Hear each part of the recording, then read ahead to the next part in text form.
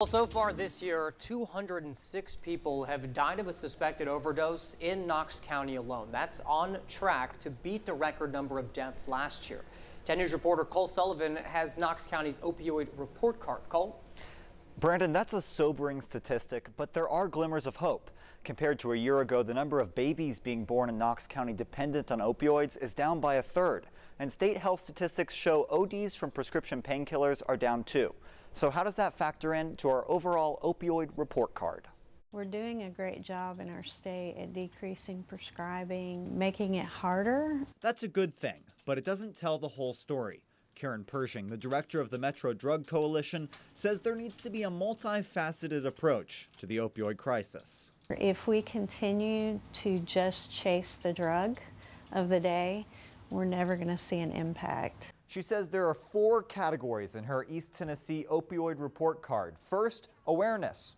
We're doing pretty good. I feel like we've done a really good job educating the public and getting them to understand that we have a problem. Right now, she says we're in the A-B+ range. Prevention, on the other hand, needs improvement. We could definitely use some more manpower and more people to go out and do more of this evidence-based prevention work that needs to be done. Without more people working with at-risk communities, prevention gets a C. Still probably need more resources, but yet we're getting there with treatment. She says most people can get treatment in a couple days, and she hasn't heard about anyone waiting months for rehab. So treatment gets a B-.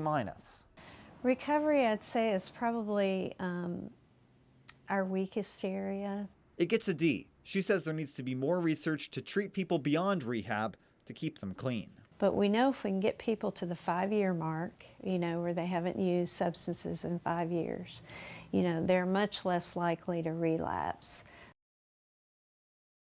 She says teenage years are the key times to focus on substance abuse. If kids graduate high school without drinking or using any drugs, they only have a 2% chance of developing a substance abuse problem. That way their grades and the ones on this report card can continue to get better. Back to you. Cole, thank you.